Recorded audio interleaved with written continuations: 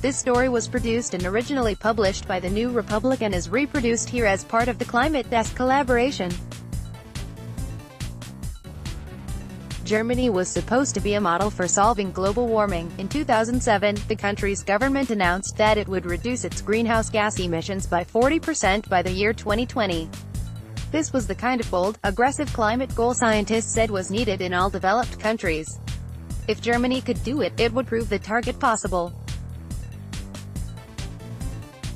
So far, Germany has reduced its greenhouse gas emissions by 27.7%, an astonishing achievement for a developed country with a highly developed manufacturing sector.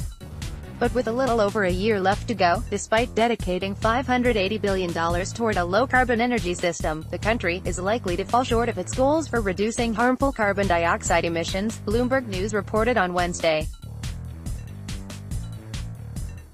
And the reason for that may come down not to any elaborate solar industry plans, but something much simpler: cars. At the time they set their goals, they were very ambitious, Patricia Espinosa, the United Nations top climate change official, told Bloomberg. What happened was that the industry, particularly the car industry, didn't come along. Changing the way we power our homes and businesses is certainly important. But as Germany's shortfall shows, the only way to achieve these necessary, aggressive emissions reductions to combat global warming is to overhaul the gas-powered automobile and the culture that surrounds it. The only question left is how to do it. In 2010, a NASA study declared that automobiles were officially the largest net contributor of climate change pollution in the world. Cars, buses, and trucks release pollutants and greenhouse gases that promote warming, while emitting few aerosols that counteract it, the study read. In contrast, the industrial and power sectors release many of the same gases, with a larger contribution to warming, but they also emit sulfates and other aerosols that cause cooling by reflecting light and altering clouds. In other words, the power generation sector may have emitted the most greenhouse gases in total. But it also released so many sulfates and cooling aerosols that the net impact was less than the automobile industry, according to NASA. Since then, developed countries have cut back on those cooling aerosols for the purpose of countering regular air pollution, which has likely increased the net climate pollution of the power generation industry. But according to the Union of Concerned Scientists, collectively, cars and trucks account for nearly one-fifth of all U.S. emissions, while, in total, the U.S. transportation sector, which includes cars, trucks, planes, trains, ships, and freight, produces nearly 30% of all U.S. global warming emissions.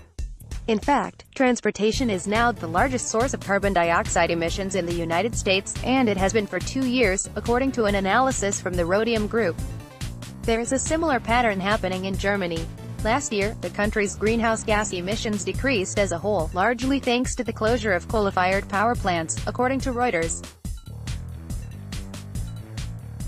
Meanwhile, the transportation industry's emissions increased by 2.3%, as car ownership expanded and the booming economy meant more heavy vehicles were on the road. Germany's transportation sector remains the nation's second-largest source of greenhouse gas emissions, but if these trends continue, it will soon become the first.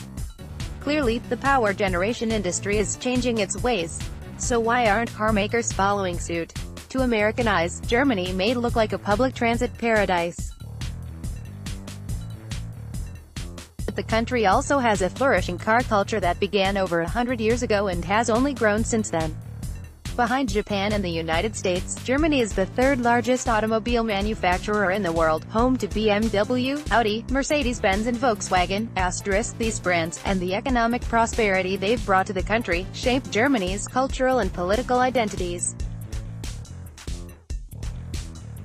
There is no other industry as important, Arndt Ellinghorst, the chief of global automotive research at Evercore, told CNN.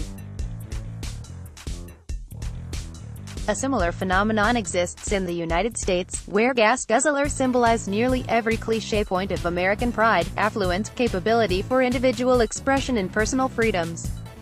Freedom, in particular, is not a selling point to be easily dismissed, Edward Humes wrote in The Atlantic in 2016. This trusty conveyance, always there, always ready, on no schedule but its owners. Buses can't do that. trains can't do that. Even Uber makes riders wait. It's this cultural love of cars, and the political influence of the automotive industry, that has so far prevented the public pressure necessary to provoke widespread change in many developed nations. But say those barriers didn't exist, how could developed countries tweak their automobile policies to solve climate change? For Germany to meet emissions targets, half of the people who now use their cars alone would have to switch to bicycles, public transport, or ride-sharing. Heinrich Strassenreuther, a Berlin-based consultant for mobility strategies, told Yale Environment 360's Christian Schwager last fall that would require drastic policies, like having local governments ban high-emitting cars in populated places like cities. In fact, Germany's car capital, Stuttgart, is considering it. It would also require large-scale government investments in public transportation infrastructure, a new transport system that connects bicycles, buses, trains, and shared cars, all controlled by digital platforms that allow users to move from A to B in the fastest and cheapest way, but without their own car, Schwager said. One could get away with more modest infrastructure investments if governments required car makers to make their vehicle fleets more fuel efficient, thereby burning less petroleum. The problem is that most automakers seek to meet those requirements by developing electric cars. If those cars are charged with electricity from a coal-fired power plant, they create more emissions than a car that burns petrol. Energy storage expert D. Acuteni's CSALA pointed out last year, for such a switch to actually reduce net emissions, the electricity that powers those cars must be renewable. The most effective solution would be to combine these policies. Governments would require drastic improvements in fuel efficiency for gas-powered vehicles, while investing in renewable-powered electric car infrastructure. At the same time, cities would overhaul their public transportation systems, adding more bikes, trains, buses, and ride-shares. Fewer people would own cars. At one point, the U.S. was well on its way towards some of these changes. In 2012, President Barack Obama's administration implemented regulations requiring automakers to nearly double the fuel economy of passenger vehicles by the year 2025. But the Trump administration announced a rollback of those regulations earlier this month. Their intention, they said, is to make cars great again. The modern cars they're seeking to preserve, and the way we use them, are far from great. Of course, there's the climate impact, the trillions in expected economic damage from extreme weather and sea level rise caused in part by our tailpipes. 53,000 Americans also die prematurely from vehicle pollution each year, and accidents are among the leading causes of death in the United States.